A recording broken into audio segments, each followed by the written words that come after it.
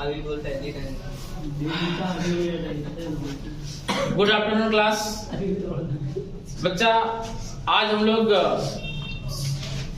Chapter first से electrostatics से फार्मूले तैयार करेंगे आज से। और ये यदि आप फार्मूले तैयार कर लेते हैं तो 50% पेपर हो जाएगा फार्मूले से।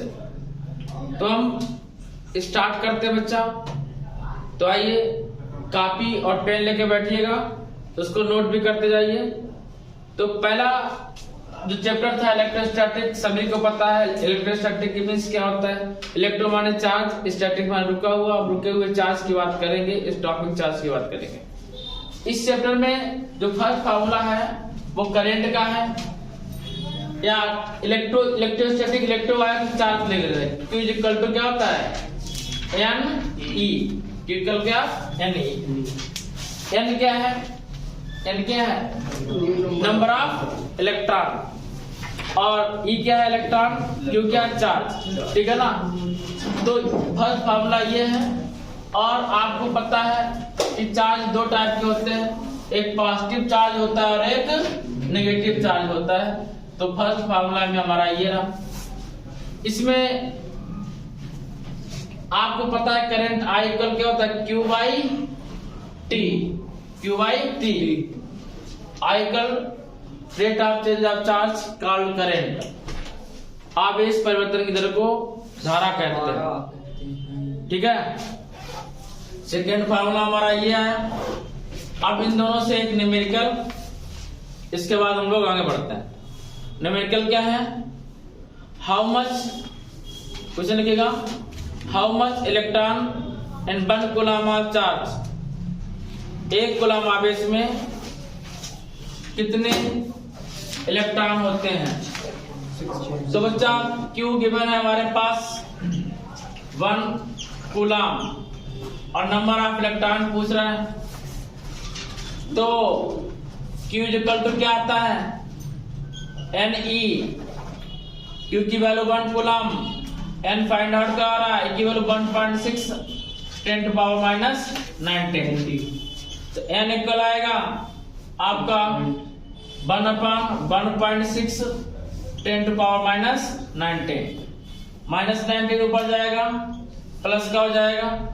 तो 1 into 10 to power 19 अपॉन 1.6। हमने यहां से पॉइंट हटाया, ऊपर एक जीरो इंक्रीज किया तो 10 आ गया, और 19 से एक जीरो लिया 100 हो गया, और 10 to पावर कितना हो गया 18 अपॉन 16। ये पॉइंट आया, जीरो बढ़ाया, 19 से जीरो यहाँ किया, 4 से डिवाइड किया, 4 4 जा 16, 25 4 जा 100, और 4 से 25 डिवाइड कराएंगे तो हमारे पास आंसर आएगा 6.25 10 to पावर 18 इलेक्ट्रॉन। क्वेश्चन हमारा यहीं से एंड होता हुआ। अब हम लोग नेक्स्ट फार्मूले की ओर आगे बढ़ेंगे। बच्चा, कूलम्स लॉ में जो फार्मूला है, हम सिंपल तरीके से डेरिवेशन के टाइप से भी बता दे रहे हैं और फार्मूले टाइप समझेगा। कूलम ने बताया था कि अगर दो चार्ज पॉइंट लिए जाए, 2 charge point taken, 2 charge point, minus charge और प्लस चार्ज से कोई लेना देना नहीं है। यहाँ पर इन्होंने Q1 Q2 चार्ज लिए, और इन्होंने बताया था प्रॉपर्टी में अपनी, यदि लाइक चार्ज होंगे, मतलब समान चार्ज होंगे, पॉजिटिव पॉजिटिव होंगे या नेगेटिव नेगेटिव होंगे, तो उनके बीच रिपल्सिव फोर्स लगेगा, और यदि नेगेटिव नेगेटिव पॉजिटिव नेगेटिव होंगे तो उनके बीच अट्रैक्टिव फोर्स प्रोड्यूस होगा। ठीक है ना। तो हम लोग यहाँ पर 2 पॉइंट चार्ज लिए, हमें नहीं पता कि इनके बीच फोर्स प्रोड्यूस हो रहा है, अट्रैक्टिव हो रहा है या रिपल्सिव हो रहा है, इसके बारे में कोई पता नहीं है कूलम ने का। कूलम ने सपोज किया कि 2 पॉइंट चार्ज है और इनके बीच की डिस्टेंस है, डिस्टेंस बिटवीन देम आर। तो इन्होंने बताया था कि force directly proportional to the multiple of point charge. Force directly proportional to the multiple of point charge. जो बल होता है वो आवेशों के गुणनफल के अनुक्रमानुपाती होता है, और and indirectly proportional to the square of distance between them. Inversely proportional to the square of distance between them. First equation, second equation, इन दोनों इक्वेशन को इन्होंने कंबाइन करा दिया तो क्या है Q1 Q2 upon R square. और आपको पता है कि Q1 Q2 का प्रपोर्शन का साइन हटाते हैं तो कोई ना कोई कांस्टेंट आता है। यहाँ पर कांस्टेंट कैपिटल के लेंगे, कैपिटल के कांस्टेंट है Q1 into Q1 Q2 by R square, Q1 Q2 by R square. आपसे पूछ लिया जाता है कि K क्या है, तो K कांस्टेंट है और K की वैल्यू 1/4 पाई एप्सिलॉन नॉट और स्मॉल k होती है।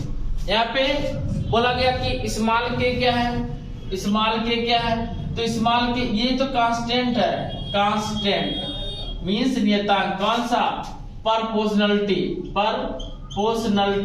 कांस्टेंट है, अनुक्रमानुपाती नियतांक है। यहाँ पर k क्या है, डाइलेक्ट्रिक, क्या है, डाइलेक्ट्रिक कांस्टेंट, क्या बच्चा, डाइलेक्ट्रिक कांस्टेंट। और k की वैल्यू 1 होती है, तो k की वैल्यू एयर के लिए, किसके लिए, एयर के लिए, और वैक्यूम के लिए कितनी होती है, 1 होती है, ठीक है ना। और हिंदी में बोलते हैं परावर्तता, क्या बोलते हैं, परावर्तता। एप्सिलॉन नॉट, इसके बाद में एप्सिलॉन नॉट क्या है, परमेबिलिटी या एप्सिलॉन नॉट, इसको क्या पढ़ते हैं, epsilon not. Hindi Urdu English में सभी में एप्सिलॉन नॉट ही बोलते हैं। एप्सिलॉन इसको बोलते हैं, जीरो को नॉट बोलते हैं, एप्सिलॉन नॉट, ठीक है ना। और इसकी जो वैल्यू होती है 8.85 इंटू 10⁻⁻12। बच्चा ये कंपटीशन में पूछा जाता है कि एप्सिलॉन नॉट की यूनिट क्या है और इसकी डायमेंशन क्या, तो अभी हम बताएंगे 1 मिनट बाद में। एप्सिलॉन नॉट है क्या, एप्सिलॉन नॉट है permeability of electron, permeability, electric permeability, क्या है, इलेक्ट्रिक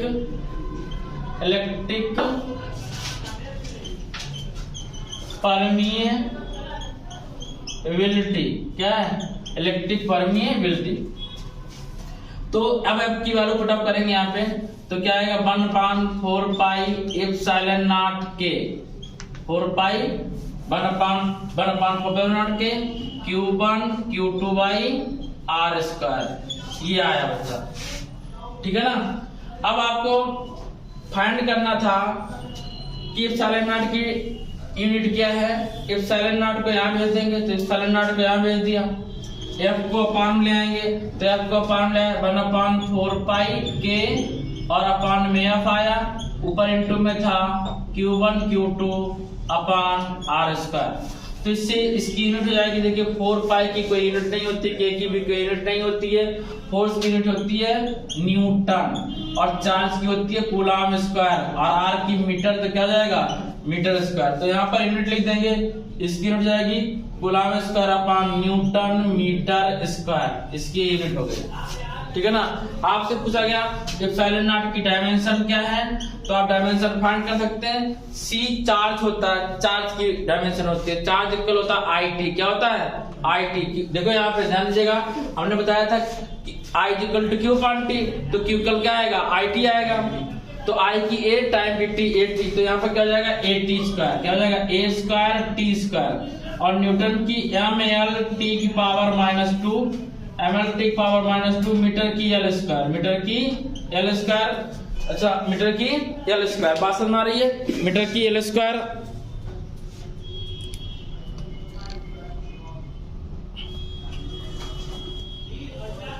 तो बच्चा मीटर डायमेंशन देखिए यहाँ पे एप्सिलॉन नॉट की वैल्यू 1/4 पाई के F Q1 Q2 upon R square, force की यूनिट न्यूटन, चार्ज की कूलम, 2 चार्ज है, कूलम स्क्वायर अपान आर की value metre, R square metre square. Dimension find करेंगे, C की डायमेंशन चार्ज की equal to IT, तो AT A square T square हो गया, न्यूटन की ml T -2 और लेंथ की L स्क्वायर, ठीक है ना। इस डायमेंशन को यदि हम सॉल्व करेंगे तो हमारे पास डायमेंशन बच्चा क्या आएगी, ध्यान देना, M इनवर्स क्या आएगी, M इनवर्स L की पावर -3, L की पावर -3, L स्क्वायर और L पावर -3, T की पावर -2 है, ऊपर जाएगा प्लस का 2 जाएगा, T पावर 2 ऑलरेडी है, तो कितना जाएगा, T की पावर 4, T की पावर 4 और A स्क्वायर, ये इसकी डायमेंशन हो गई। तो ये हमारा फर्स्ट कूलम्स लॉ हो गया, क्या है ये, कूलम्स लॉ। इसमें एक चीज और ध्यान रखेंगे बच्चा, यदि आपसे पूछ लिया जाता है कि डाइलेक्ट्रिक के की वैल्यू इंक्रीज हो, डाइलेक्ट्रिक के की वैल्यू इंक्रीज हो यानी बढ़ाई जाए, तो फोर्स इंक्रीज होगा डिक्रीज होगा, तो तो यदि के इंक्रीज होगा, ध्यान दीजिएगा, इसका सिंपल सा ऑब्जेक्टिव के टाइप का क्वेश्चन आ सकता है। यदि एफ पर इनवर्सली प्रोपोर्शनल के होता है, यदि के इंक्रीज होगा, यदि के इंक्रीज होगा, के बढ़ेगा तो फोर्स क्या होगा, डिक्रीज होगा, ठीक है ना। यदि के डिक्रीज होगा तो फोर्स क्या होगा, इंक्रीज होगा, ठीक है ना। यहाँ से सेकेंड पॉइंट समझेंगे, ध्यान दीजिएगा, ये छोटी छोटी बातें एग्जाम में जरूर याद रखिएगा। एफ प्रोपोर्शनल है 1/r², क्या है 1/r², मीन्स यदि r डिक्रीज होगा, यदि r डिक्रीज होगा तो फोर्स इंक्रीज होगा, और कितने टाइम इंक्रीज होगा, 2 टाइम्स, कितने टाइम होगा, 2 टाइम इंक्रीज होगा। यदि r इंक्रीज होगा तो फोर्स डिक्रीज होगा, कितने टाइम डिक्रीज होगा, 2 टाइम डिक्रीज होगा, कितने टाइम डिक्रीज होगा, 2 टाइम डिक्रीज होगा, ठीक है ना। तो नोट करना चाहो तो नोट कर सकते हो, नहीं तो आगे बढ़ते हैं बच्चा। अच्छा इधर ध्यान दीजिएगा, ये लड़के क्वेश्चन बोल रहा है, if a body given out 10⁻9 electron every second, कितने इलेक्ट्रॉन एफिशिएंट करता है कोई बॉडी, and how much time is reached to get a total charge of 1 coulomb from it, कितना टाइम लगेगा कि इसमें टोटल चार्ज कितना हो जाए 1 कूलम। आपको पता है कि Q इक्वल NE होता है, NE लिख दिया, Q इक्वल N की वैल्यू 10⁻9 और E की वैल्यू 1.6 10⁻−19, तो Q इक्वल आएगा 1.6 10⁻−10 कूलम। अब आपसे कह रहा है कि आपको पता है I इक्वल Q/T होता है, I इक्वल Q/T, तो हम लोग टाइम फाइंड कर रहे हैं, तो क्या आएगा, Q/I आएगा। अब ये वैल्यू I की भी हो सकती है, इसकी वैल्यू है ये I की, तो बच्चा टाइम इक्वल क्या आएगा, बोलिए 1.6 10⁻−10 अपॉन I की वैल्यू 1.6 -19। जब 1 कूलम चार्ज पहले दे रखा है, सॉरी चार्ज कितना दे रखा है 1 कूलम, और ये वैल्यू जो हमारी आएगी वो किसकी होगी, I की, ठीक है ना। तो वैल्यू हमारे पास आएगी 1/1.6 10⁻−10। इसको जब सॉल्व करेंगे टाइम हो जाएगा हमारे पास 10⁻10 अपॉन 1.6, पॉइंट आएंगे तो 10/10 × 10⁻6 पॉइंट हट गया, कितना आएगा 6.25 × 10⁻6 है ना, 10 ही आएगा, अच्छा 10 आएगा, 9 आएगा, 9 एक पीछे 9 आएगा, 9 सेकेंड, कितना आएगा 9 सेकेंड, ठीक है ना। 6.25 × 10⁻9 सेकेंड, लेकिन हमें कितने ईयर में आएगा ये निकालना। तो देखो T इक्वल 6.25 10⁻9, एक सेकेंड, एक ईयर में कितने दिन होते हैं 365 days, 365 days 24 hour 60 minute 60 second और 60 सेकेंड। तो अब ये किसे बन गया ईयर में। जब इसको सॉल्व करेंगे आंसर आएगा 198.18 ईयर। इतने ईयर में वो 1 गुलाम चार्ज अचीवमेंट कर पाएगा, ठीक है ना, नोट करिए, ठीक है ना।